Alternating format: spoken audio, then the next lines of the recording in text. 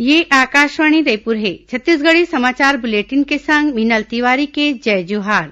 आज के प्रमुख समाचार। राज्य सरकार आने आने आयोग निगम मंडल के अध्यक्ष उपाध्यक्ष और सदस्य मन के सूची करे है जारी।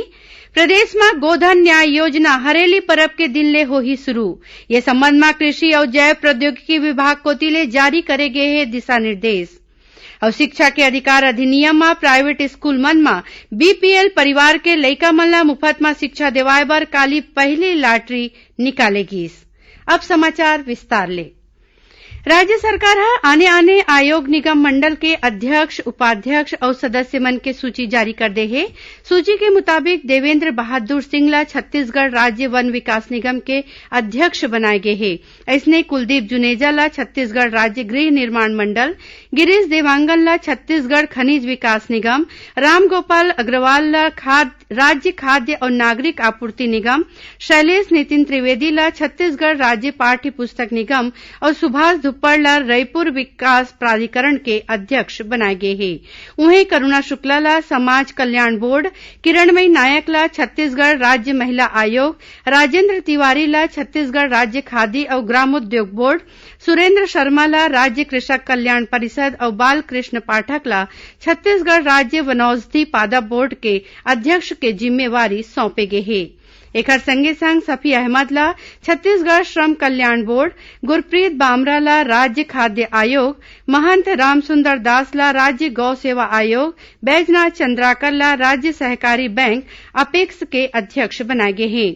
ऐसने थानेश्वर साहू ला राज्य पिछड़ा वर्ग आयोग के अध्यक्ष, अरुण बोरा ला छत्तीसगढ़ राज्य भंडार गृह निगम, धनेश पाटिला ला छत्तीसगढ़ अंत्यावसायी सहकारी वित्त और विकास निगम, चंदन कश्यप ला छत्तीसगढ़ राज्य हस्तशिल्प विकास बोर्ड, एमआर निषाद ला मछुआ कल्याण बोर्ड और मिथिलेश स्वर्णकार ला छत्तीसगढ़ राज्य अक्षय ऊर्जा विकास अभिकरण के अध्यक्ष के पद दे गए हैं।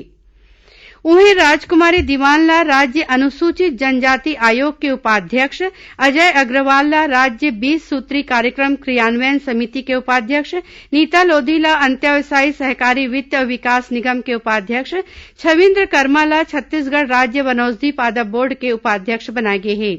इसने महेश शर्मा और सतीश अग्रवाल ला छत्तीसगढ़ राज्य भवन और सन्निर्माण कर्मकार कल्याण मंडल के सदस्य, नितिन सिन्हा ला छत्तीसगढ़ राज्य पाठ्य पुस्तक निगम के सदस्य, पद्मा मनहर ला छत्तीसगढ़ राज्य अनुसूचित जाति आयोग के सदस्य, महेश चंद्रवंशी ला छत्तीसगढ़ राज्य पिछड़ा वर्ग आयोग के सदस्य, नितिन पोटाई ला छत्तीसगढ़ राज्य अनुसूचित जनजाति आयोग के सदस्य और कल्पना सिंह ला छत्तीसगढ़ राज्य समाज कल्याण बोर्ड के सदस्य बनाए गए हैं।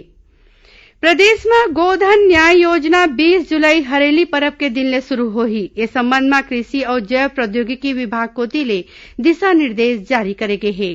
गोबर ल बेचे, भुगतान करे, वर्मी कंपोस्ट तैयार करे बर स्व सहायता समूह के प्रशिक्षण, वर्मी कंपोस्ट टाका निर्माण, गौठान में गोबर प्रसंस्करण, वर्मी कंपोस्ट के पैकिंग और विपणन के संबंध में दिशा निर्देश दे गए हैं। ये योजना ला बने ढंग ले चलाए के जिम्मेवारी कलेक्टर के होही।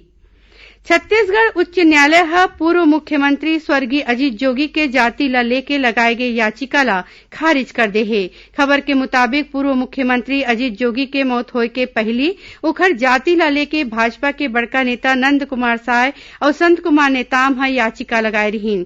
अब ये मामला में दायर याचिका ला हाई कोर्ट खारिज कर दीस। छत्तीसगढ़ी समाचार बुलेटिन आप मन आकाशवाणी रायपुर ले सुनत हव। छत्तीसगढ़ के खबर ले है आपकी वास्ता और खबर के विश्वसनीयता ले है हमर वास्ता। आकाशवाणी समाचार रायपुर के प्रादेशिक समाचार बुलेटिन के संगे संग हमार समसामयिक कार्यक्रम आप रेडियो के संग अपन मोबाइल में घलो सुन सकत हो। आकाशवाणी समाचार फेसबुक, ट्विटर और यूट्यूब में घलो हावय।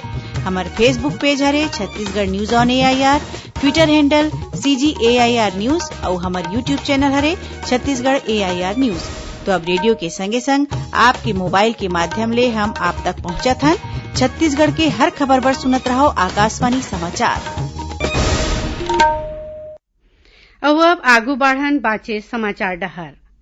प्रदेश में आज आने जिला मन में कतकोन झिन कोरोना संक्रमित मरीज मिले हैं। दुर्ग जिला में आज 17 झिन नवा मरीज के पुष्टि होए हे, जेमा 14 झिन सीमा सुरक्षा बल बीएसएफ के जवान हैं, जोन भिलाई के क्वारंटाइन सेंटर में रहीन। जिला स्वास्थ्य और चिकित्सा अधिकारी डॉक्टर गंभीर सिंह ठाकुर ह बताइन कि आज मिले कोरोना पॉजिटिव मरीज में एक पुलिस आरक्षक शामिल है, जौन रायपुर में पदस्थ हवै। जिला में अब तक 249 कोरोना मरीज मिले हैं, जेमा 158 मरीज ठीक होके अपन घर लौट गए हैं। उन्हें 87 झिन मरीज के इलाज होवत है।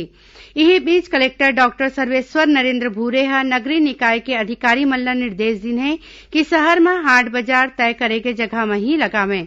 वहीं बिलासपुर जिला में आज 15 झिन नवा कोरोना मरीज के चिन्हारी हुए है। एमा सिम्स के चिकित्सा अधिकारी के घर गोसैया और लइका के रिपोर्ट पॉजिटिव आए है। ओमन जिला के कोविड अस्पताल में भर्ती कराए गए है। ओती महासमुंद जिला में ट्रू नॉट विधि ले 395 संदिग्ध मरीज के जांच करेगी, जेमा सबो के रिपोर्ट निगेटिव हवै। वहीं जिला के ही बसना में एसडीएम ह व्यापारी मन के बैठका लीन, जेमा दुकान ला बिहिनिया 7 ले संझा 7 बजे तक खोले में सहमति बनीस। एती नारायणपुर जिला में कोरोना नियंत्रण कक्ष बनाए गए हे, जेखर ले जरूरतमंद लोगन के मदद करे जाथे। शिक्षा के अधिकार अधिनियम आरटीई में प्राइवेट स्कूल मन में बीपीएल परिवार के लइका मन ला मुफ्त में शिक्षा देवाए बर काली पहली लॉटरी निकाले गिस। एमा 18,488 लइका मन आने स्कूल में दाखिला बर चुने गिन। पहली ले 8वीं राज्य के 14 टीन जिला के 2,190 स्कूल में आरटीई में लइका मन ला भर्ती दे बर ये लॉटरी निकाले गए है। संचालक लोक शिक्षण संचालनालय कोती ले चुने गए लइका मन ला भर्ती देवाए बर उखर पालक मन ला एसएमएस ले सूचना दे गे है।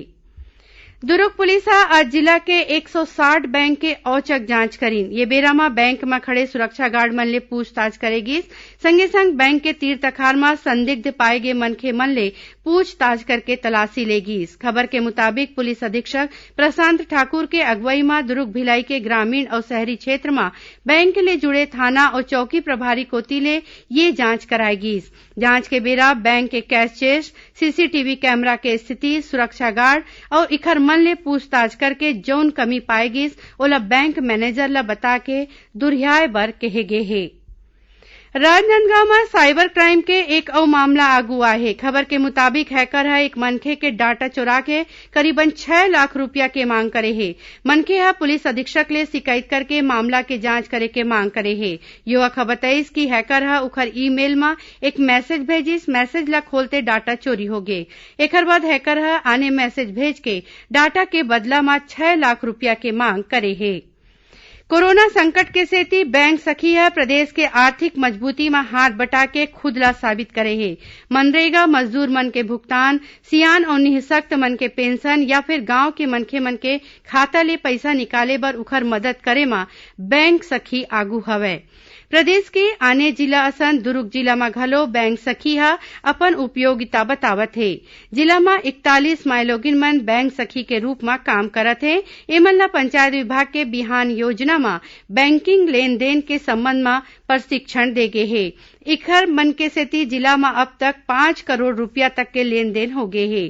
ग्राम पंचायत केसरा के 12वीं तक पढ़े बैंक सखी अंजुहा गांव के लोगन ला जिला में सबले ज्यादा करीबन 48 लाख रुपया के भुगतान करे हैं।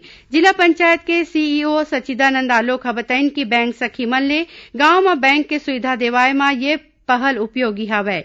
ओती मुंगेली जनपद पंचायत में बिहान योजना ले स्व सहायता समूह के माइलोगिन मन साबुन बनाए के प्रशिक्षण लीन। आखिर में प्रमुख समाचार एक घाव फेर। राज्य सरकार आने आयोग निगम मंडल के अध्यक्ष, उपाध्यक्ष और सदस्य मन के सूची करे है जारी। प्रदेश में गोधन न्याय योजना हरेली पर्व के दिन ले हो ही शुरू। इस संबंध में कृषि और जैव प्रौद्योगिकी विभाग कोती ले जारी करे गए है दिशा निर्देश। और शिक्षा के अधिकार अधिनियम में प्राइवेट स्कूल मन में बीपीएल परिवार के लइका मन ला मुफ्त में शिक्षा देवाए बर काली पहली लॉटरी निकालेगी। एक संग छत्तीसगढ़ी समाचार बुलेटिन इहे सिरावत है। जय जोहार।